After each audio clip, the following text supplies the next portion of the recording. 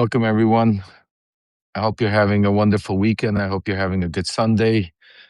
A lot of things are going on. I know the news is really not reporting it, but we've had some very big meetings going on today between President Zelensky and Trump. I refuse to even call him President Trump because this guy is such a clown. I call him 2-week Donnie, and that's why I named the show. The title of this breaking is "Hey guys, Maggie, Bridget, Margie, how are you?" I called it 2-week Donnie strikes again. First of all, I want to start off with I was, watching President Zelensky stand there, watching the pain in his eyes, watching the hurt he was feeling, watching the way he was pale white. I really felt the pain of the Ukrainian people, the pain that they're going through, knowing that right now you have such there's no other way to call him. He's a piece of shit, Donald Trump, at the way he was today basically, and we're going to go into it. And for those of you that are joining, I'm also going to put out a detailed letter for you guys later on this evening. To once I speak to my sources that were inside those meetings, and I'll give you a full inside detailed letter. But in the meantime, I need to come out live and go over some things because watching that, it was just disgusting. Earlier today. Me and Ben Meidas went live, and I hope you guys watched that. If you haven't, make sure you watched it. We went live prior to the meeting.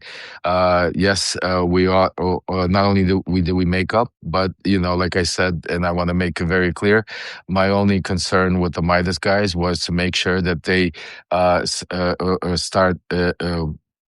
Putting more attention to Ukraine, to bringing more of the breaking news, and sometimes, like I said, sometimes we get distracted, things happen, and I gave them the benefit of the doubt. Ben called me. He said, "Lev, I hear you. I hear the people, and I'm with you. And tell me what we need to do." And I said, "Ben, just help me get the message out. It's about getting the message out and you saw today, earlier today, me and Ben went live, and we were able to tell you exactly what was going to happen prior to even this meeting taking place. That shouldn't have even taken place, because what was it all about? It was another 2-week delay. Because when I spoke to you during our live with Ben, I explained to you something very important. That right now, if Zelensky could, if the Europeans could, if the Canadians could, they would get Donald Trump out of the equation, because this psychopath is, and I agree with you, Blue Wave, he's an absolute psychopath. He is basically, and that's why Putin called him. Just think about exactly what I wrote in the letter, and think about what transpired. Putin and him have a talk right before Zelensky gets here. Nothing changes. The wording doesn't change prior to them coming into the meeting, coming out of the meeting. It's the same. We're 95% there. We are, close. It's a couple of thorns. There's a couple of issues. Folks, it's the same issues. It's theater that they're trying to play to. The issue is that Putin wants to take over land that not only that he doesn't belong to him, but that he hasn't even won, that he can't win. That not only all the military analysts are saying, the only one that says Putin could win it is Donald Trump. And the disgraceful thing is, he said it today at the press conference. I couldn't believe it, watching this garbage of a human being standing there with Zelensky and turning around saying, "Listen, they could lose this land in a couple of months anyway, so why not give it up right now and end the fighting?"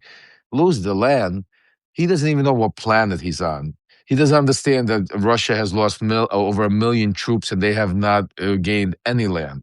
He doesn't understand what's going on. He doesn't understand that, he comments on that Ukraine, oh yes, they're good fighters, but they're fighting with their hands tied behind their back. They're fighting because you keep stalling and not giving them military aid. You're not sharing proper information. You keep telling them not to hit inside of Russia. You keep stopping him. You keep doing Putin's dirty work, and you could see it all over Zelensky's face face today as he was disgusted.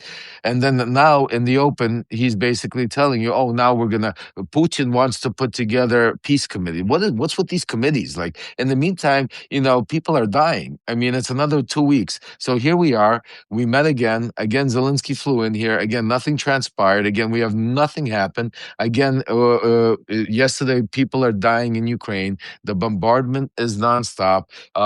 My own cousin, our family and member from Voice from Ukraine, Alexander, is laying in a hospital right now with broken ribs, with a concussion, almost lost his eye on Christmas, delivering aid to people because these guys are talking about peace, but in reality, there's no peace. In reality, it's all about trying to put Zelensky in such a corner to dissect it.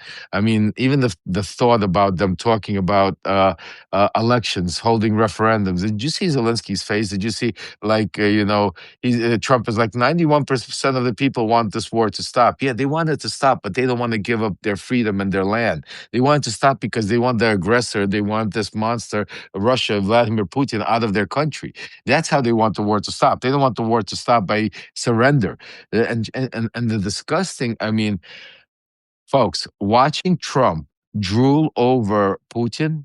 I mean, if you did not see the press conference, I will be putting in pieces of it in my letter. So I'm glad you didn't have to watch it because it was a disgusting thing to see Donald Trump standing there talking about how, first of all, while people are dying, while you're trying to talk about peace, he goes back into saying that this war would have never happened if the election weren't stolen in 2020. He goes back into talking about, another thing he said very interesting, that him and Putin would call each other. He's full of shit. He's lying about this, but he makes up stories as he goes along, that they would call each other and talk about the news that would come out about Russiagate, and they would compare it and say, hey, he would say, Vlad, did you hear what they said? And he would say, I mean, this is insanity, fucking insanity, folks. Watching him stand there, I felt so bad for Zelensky. I didn't even know. I couldn't watch.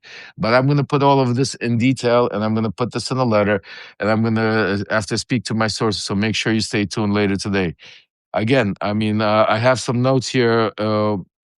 There was nothing new transpired, so there's nothing to really report on. I mean, so if the media is going to do some sort of spin today and try to put that something is going on, folks, zero is going on. The only thing that happened today, what the media won't report about, but you guys know the truth, and if I beg each and every one of you to spread this message far and wide, make sure that we could get as many people to hear the truth and what's really going on. This is the new way. This is a delay tactic.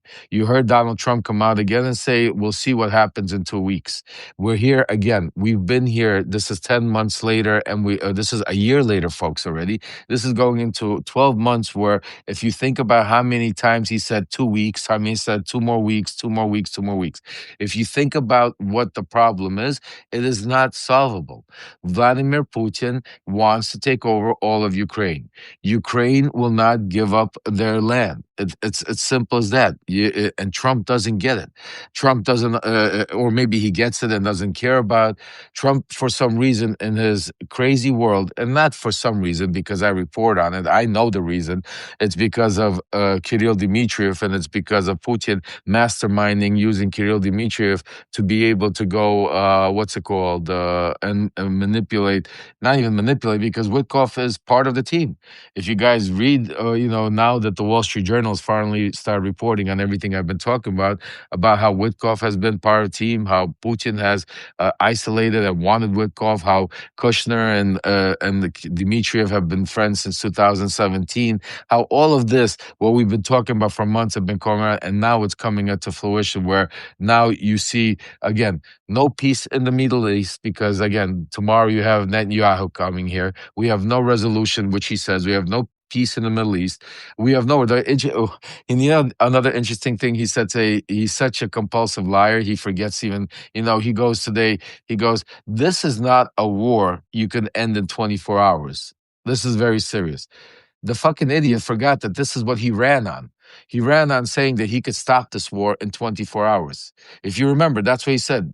He said, if you run, if I become president, once I become president, I will stop this war. I will stop in 24 hours. Now it's no longer so, because it's, folks, I want you to understand the truth right now. And you heard it, and you heard another thing he said that was very, very important, because I want you, it's the things that he by accident is starting to say that usually you don't hear and are behind the scenes.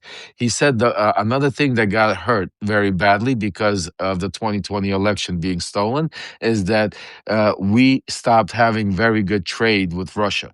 Think about that. Since when is Russia a major trade partner? The only major trade partner Russia has is sending in its oligarchs here and making people like Donald Trump and Steve Whitkoff rich. That's the type of trade that they do. Russia's not a major trade partner to us, but nonetheless, that's what Donald Trump is saying. So, I mean, it was totally embarrassing, totally disgusting, folks, to watch. Like I said, those of you who are joining late, I'm going to put together later tonight a full detailed outline. Once I speak to my sources, give you an update of what really happened inside that room. I mean, the fact that he was embarrassed. I mean, the embarrassing talking about lunch. Did you see how he was treating the report? I mean, if you guys didn't see it, I'm going to put some of the stuff. He was treating the reporters and Zelensky. He made like Mar. Oh, did you see the lunch I served you? Did you see what's it called? The food wasn't the food great.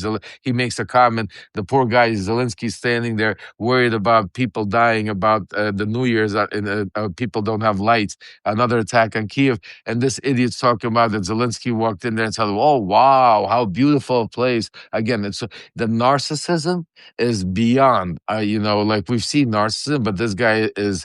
They'll be writing books and talking in history about this a monster for many years to come, and that's why we need to stop him, because he's getting stronger if we don't put him away. The other things I want to touch on, very important, is we spoke about. Okay, the other thing I want to touch on, very important, is tomorrow at 11:30. Let me. I don't want to misspell his name. Just bear with me, guys, for a second. Uh, uh,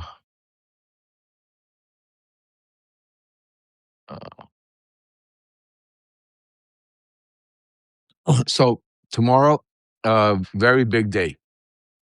Make sure you guys put your what's it called, notifications on, because at 11:30 I'm going to be doing a special live. That live is going to be with an attorney. His name is Aric Fudali. He's an attorney for the Epstein survivors, and he is also part of the Lisa Bloom law firm. And tomorrow is going to be a very, very important Lev Remembers live.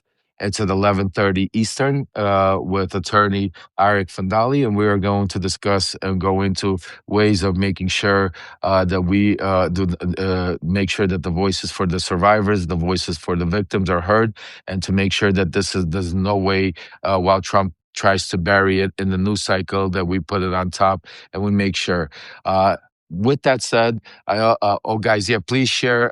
In the meantime, Ludmila or Pegs, if you guys could, while we're on live, share Alexander's. We have two GoFundMe's that we need your support, folks. It's towards the end of the year, and one is for Alexander and the people of Ukraine. That all the help you guys can do. Because even though Alexander is out of commission and he's in the hospital recovering, he asked me to pass along to each and every one of you to make sure you know that it's the mission is still important, and we need to still get these generators out to people that need them most. He's already spoken to certain people that are going to deliver them on his behalf, so he's putting in place. So folks, keep spreading that GoFundMe. Extremely important. Do what you can, and also I know it's a lot to ask, but we're going through some of the craziest, hardest times in the world. world. We also have a GoFundMe set up for our mission to be able to stop Donald Trump, get him out of office, put me on the road, put a team together. So those are the two GoFundMes that are crucial. We're about 40% there in the other GoFundMe to be able to hire phase one, which is we have, and I'll explain to you guys, for those of you who are new to the team or new to our family here, we have a what's it called, a GoFundMe that's set up for phase one to be able to go out there and hire professionals to set up our infrastructure to be able to fight with and get the information out. We also have an email, if you guys could post it, it's levpttp@proton.me, which is run by an incredible one of our subscribers, Jay, and Pegs is there, and a lot of other subscribers out there that are already part of our volunteer group. We have over 100 volunteers. Please, if you could contribute, or if you can't contribute, if you could become a volunteer, we need everything. We need the grassroots movement, and we need to be able to hire the professionals. So towards the end of the year, we're doing this to be able to start the year off. I want to go on the road, and I want to be able to dismantle MAGA piece by piece. Some of you saw my passion a couple of days ago. I want to use that anger and passion towards dismantling MAGA, and I have a lot to do, and and that's why I need your help, and that's why I'm hoping that we could be able to pull this off. So those are the two things that, please guys, keep passing it along. So tomorrow at 11:30, we have the lawyer from Lisa Bloom's office. And why is it important, Lisa Bloom, is because if you know part of the story behind of what happened with Zev and Michael Cohen has to do with Epstein victim, Epstein survivor, Donald Trump victim, Katie Johnson. She's somebody that 13-year-old girl that was not only abused, not only raped, but she actually went, and she was strong enough to go out and be able to file an actual complaint against Donald Trump. And right before the elections, a few days right before, even her own lawyers had no idea why she was supposed to come out. She was supposed to reveal her face. She turned around and she disappeared. And from what we know, and from what our sourcing and other people say, is that she was threatened, and she was threatened to the point where she couldn't. She decided not to go forward. That time frame, folks, was the exact same time frame that Michael Cohen was working for Donald Trump. This was the same time when Michael would say that he would take a bullet for Trump. Now, I want to start off by saying that I'm not trying to start some sort of agenda against Michael Cohen. I'm not trying to break up any type of relationships. But I've told you guys from day one, I'm not here to sugarcoat here. I'm not here to play games. And I say that to Michael, and I will say it again. I hope that it has nothing to do with this. I hope Michael could come out and tell the truth, what he knows, to be able to help the survivors, to be able to help, get Trump out there. I don't know what he's scared of. Maybe he's scared of Trump still, of what Trump could do. Maybe he's scared of, he was president of, these miss pageants, whatever Trump had. But the fact that Michael is not being forthcoming, as I said to you guys, I can't move forward until we settle that. So just like we did with Ben, I welcome Michael also to, whenever he wants to fairly have a conversation here in front of everybody, to be able to have Zev, have Ellie Leonard, have maybe Wajahid Ali, have some of these people that have questions, and have Michael answer them, and move on. And we could and I think Michael could actually become a hero. I think he could actually and I tell that honestly. I think that he could be much bigger help with the stuff he might know or seen or been around during this whole Epstein fiasco than the Stormy Daniels stuff that he did. So I don't know if he's in fear of something. I don't know if what the reasoning is, but I'm not going to stop until we get to the bottom of it, because the survivors need it. And the one of the Katie Johnson, I've never met her.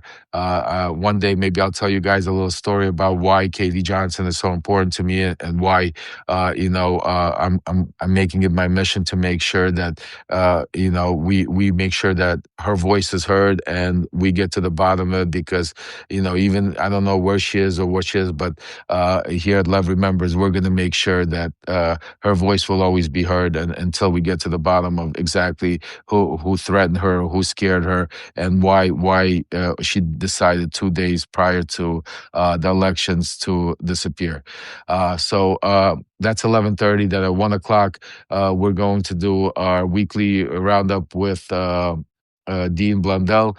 Make sure, and then at 2:15, we're going to try to do it. It's because tomorrow, depending on the news cycle, a lot of news coming out. I'm going to try to go on Shane and his podcast for us to be able to do a live and discuss Kushner and some stuff going on there.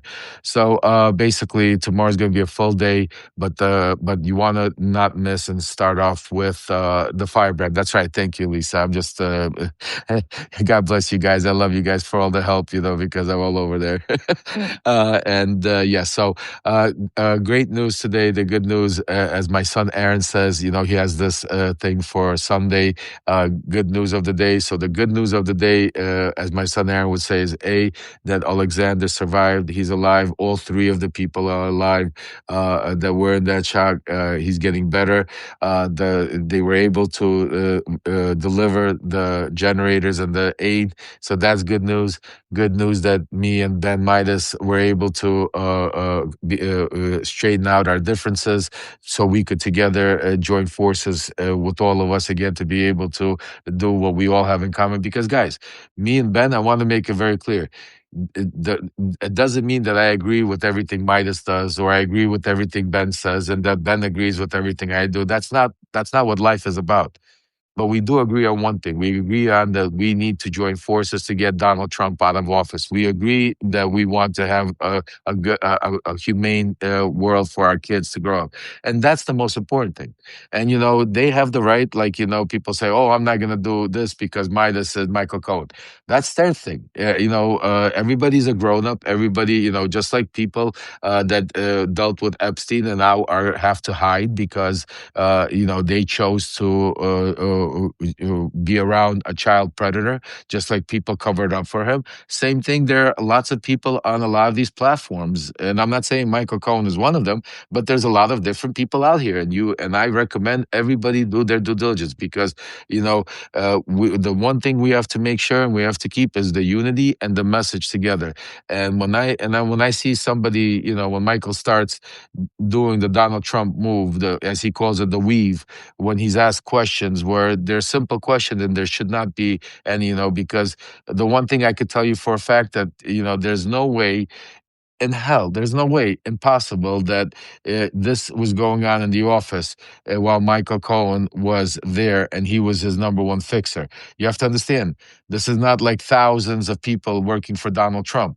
He micromanages. It's 2 floors. It's 10 people, and Michael Cohen was like the main fixer. So it's impossible for the fact that he knows nothing.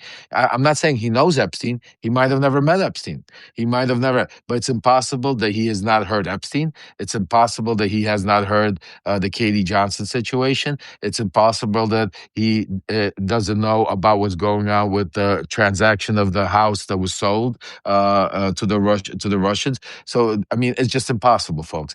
And Michael has been with him for 14 years, and I'm really trying to help Michael right now. I'm not trying to hurt him, because I know he might think that, and people might say, "Oh, no." I really want him to, when I said that the truth will set you free, I did that to myself, Michael. I had to make that decision myself, that I get the whole truth out. And that's why it feels good. It feels good that I could sit and I could talk about, because you have nothing to hide. And that's why I'm saying to you that you were with this man for 14 years. You know him, like you say, better than everybody. Come and tell us what you know and what's been going on besides the Stormy Daniels, besides this New York case. Because yes, great, thank you. You did a great job. He's a convicted felon, but there's so much more you could talk. Remember, you were the guy that said you would take a bullet for him. You were the guy that would run around screaming, threatening, in business deals, and being as aggressive. They called you, that's why they called you the fixer, Michael. That anger that you used to do that. That's why Donald Trump loved you so much. That's why you were with him for 14 years. You know where the bodies are buried. You know a lot more. Look, I was not even, look, just think about how much I know, and I was not even nearly spent as much time with Donald Trump as Michael has. So that's what I'm saying, and that's why I want to make it very clear that Midas, Michael, these are all separate things, and so we don't complicate them.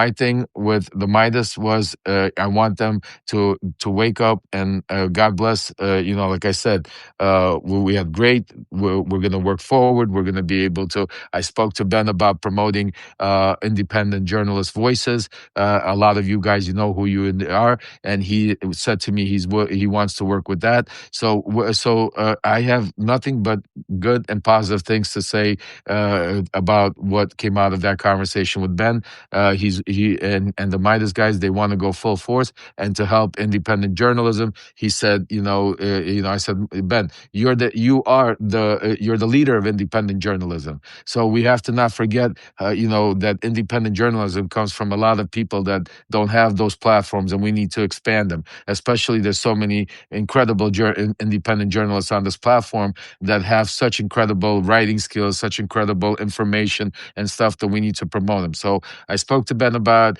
He's told me, Lev, let's do it. Tell me, we'll work together. And today you saw. Look, I talk about this. Action is what proves to me.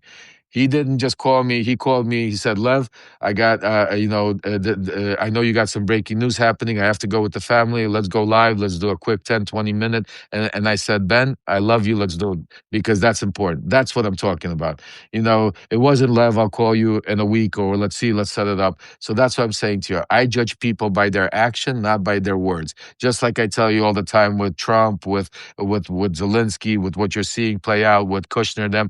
Watch what is being done, like the rockets being falling on Ukraine, not what being said that we're 95% there on peace, because that's where we are. So, folks, what else? Oh, a little quick update also on some housekeeping, because starting tomorrow, today was a crazy few week, I could tell you, but we're going to get back to normal week Q&As after the New Year's over. But I wanted to give some great news for those of you that didn't see it yet. The books came in earlier. We got the books in. So my wife promised me, and she told me to tell all of you that she will be tomorrow shipping all the books out to make sure that you guys have them before the new year. So everybody that didn't receive their book, for some of you that might have somehow, because remember originally we had a technical issue. As Hey Pegs, I agree with you, and I'm sorry.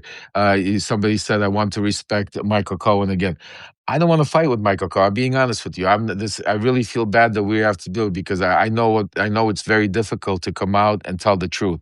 But it's been a long time, and if we're in a position right now where it's about saving our country. Hey Laura, so I'm trying to really. I want Michael to do the right thing, to come out, to join us, to help, to be able to really and move on. It's not about. I'm not trying to jump on Michael or say bad things or to grade him. Yet, am I pissed at Michael for what he did? By bringing my son Aaron, onto his show while we're having this. Absolutely, that's a personal thing. But my personal anger, that I wouldn't be doing here. I would be calling Michael on the phone and working that out. And when I'm ready to work that out, I will call Michael on the phone, and I'm not going to hash out those conversations here in front of everybody, because that is personal. So that's why I want you to understand. I'm not trying to bring Michael out here to have a conversation about what happened on a private, because I know he keeps bringing that up, but he brings it up because he's trying to advertise. That's why I'm upset with Michael. He keeps bringing it up because he wants people to go watch the podcast. I know Michael very well because my son is on it, and it's controversial. And that gets me even more angry when he keeps promoting that podcast. So that, I'm not going to discuss with out here. I will deal with him in private.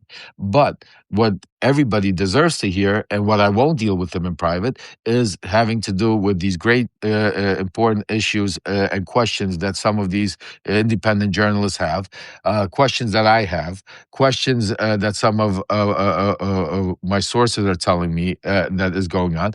And Michael needs to just come out and, once and for all, let's have a live, let's talk about it. We don't need to scream. We don't need to call each other names. It's not about arguing. It's about getting down to the bottom, to the truth. It's about sitting down and saying, look, there's facts. This time of year, you were there. What was going on? What was being said? What did you hear? Why did she there? Who was the one that threatened? Who was this lawyer? I mean, these are simple, easy conversations. This is not something that was rocket scientist. And that's all I want to do. I'm not here to try to start a ship. I'm here to try, as I told you, to give. For me, it's more important to give Katie Johnson her justice, to give Katie Johnson her voice, than protect anybody like Michael Cohen or Trump or Meidas or me or myself. I don't care who it is. Bill Clinton, I don't care. I told you that. My platform here, our platform here, our family here, we are going to stand not only for every survivor, for every child in Ukraine, for all of the victims that don't have a voice. We're going to be that voice, because unfortunately a lot of people are not there to give that voice. So we're going to be that voice. So tomorrow, very important, stay tuned. Katie Johnson, we're going to be talking about that. We're going to be talking with the lawyer for the other Epstein survivors. We have a lot of shows set up, and also the books are going out. And for the holidays, go to our Lev Remembers shop, guys. We have so many incredible. You could support any one of the shirts, T-shirts, mugs, stuff you buy will support the cause. But definitely the ones I recommend that is go get Enough is Enough, because once I go on out there, we're gonna because part of our logo is Enough is Enough.